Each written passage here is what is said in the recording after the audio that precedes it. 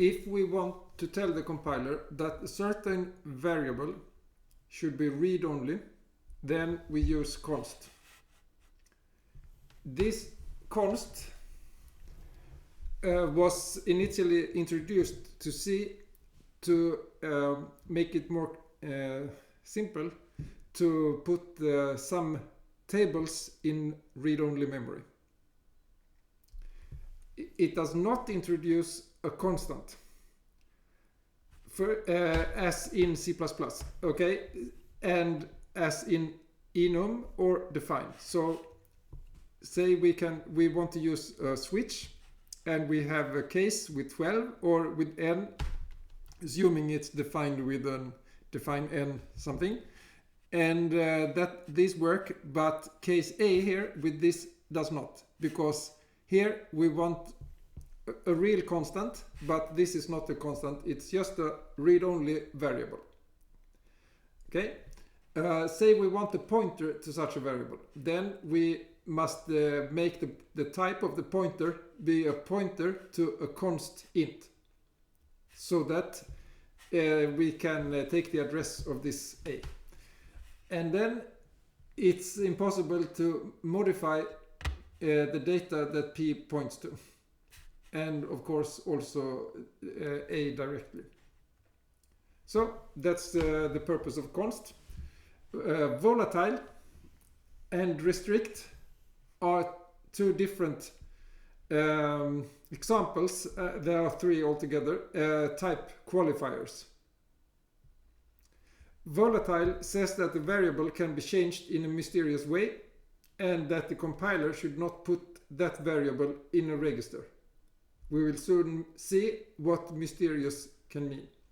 And restrict tells the compiler that it is the case that there is only one pointer pointing to a certain area, and therefore it's safe to optimize the program more. I will come back to that soon. So say we have this program, and let's ignore the first function and signal. So what we do is to say x this variable. Let's ignore volatile. Okay, and then we have a loop, and this is an eternal loop. And what the compiler typically will do is to see that x will be 1, cannot change in the loop. So whatever value it had, regardless of if it understands the value is 1, but it assumes that the value does not change in this loop, since there is no write to x in this loop.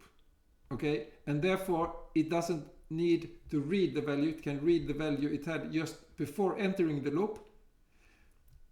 Some compilers will also see that this clearly is 1, so it doesn't even have to check if it should go another iteration. Okay. If we this program is quite boring, but if we say that it should loop here until we hit Ctrl C, and when we hit Ctrl C on the keyboard, then we set x to 0. How can we do that? Well, in C there is a concept of a signal. A signal is a simple message from the operating system to a running program. And there are in Unix approximately 30, a little bit more, signals that can be sent. One example is that when you get a segmentation fault, you get a signal for that. Or divide by 0, or with an integer, and not for a floating point, then you get just infinity. And if somebody hits Ctrl C, then you get this signal. interrupt. Okay. What you can do is to register a function that will be executed when this signal is delivered to the program. So that's what this function does. This is a system call because it's the kernel that will execute this when it sees Control C. Well, the kernel will not run this code, so it's not a way to hack the kernel, but it will create the call of this function and do the call and return and be back to the kernel and resume the program where it was before. Okay, so now we can say that if we run this program, still have not used volatile, and we get this Control C, so X should be 0, and we expect the program to stop. But it doesn't have to, because this is an example of a mysterious modification of a variable.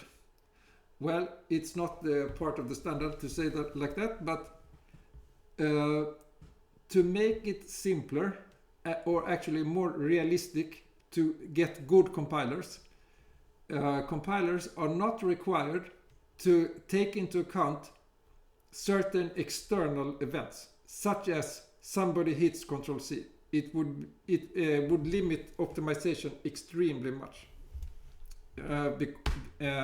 So the compiler is allowed to focus only on what's happening in this loop when it optimizes this loop. And since X cannot change, the compiler will not read X from memory. And since it doesn't read X from memory, it will use the most recent value, namely 1, in the loop. And even if this function is executed and sets X to 0, then the program will not notice, since it still reads 1. I mean from a register, or that the compiler saw that this is an infinite loop. Okay, so what can we do? Well, we can say that this is volatile, so we reintroduce this, and what it means is that the compiler is not allowed to optimize away the read of X. It must assume that this volatile int X can be modified at any moment without the compiler being able to figure out why. Okay, so if we use volatile, then this will be called when we hit Ctrl C. We will write 0 to X, and when the program resumes here, it will read X from memory and therefore get the new value and terminate the program. I mean the loop, which then terminates the program. Okay, so const we have seen, and restrict.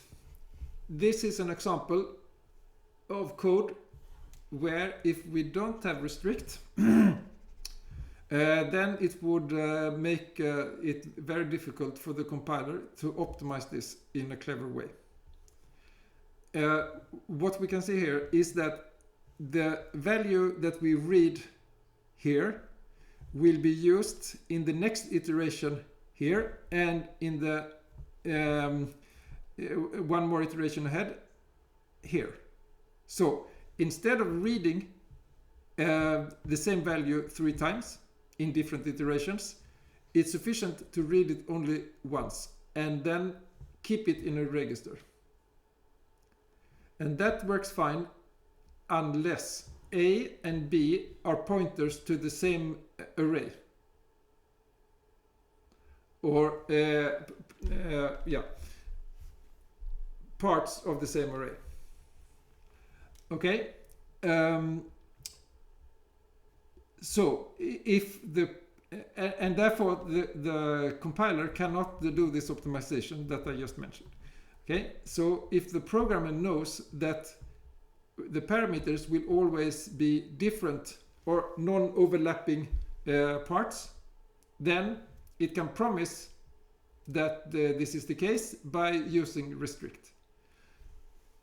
The exact definition of restrict is quite complicated, but what it in essence it says is that only one pointer points to the memory region which is modified. Okay, and then this optimization can be done.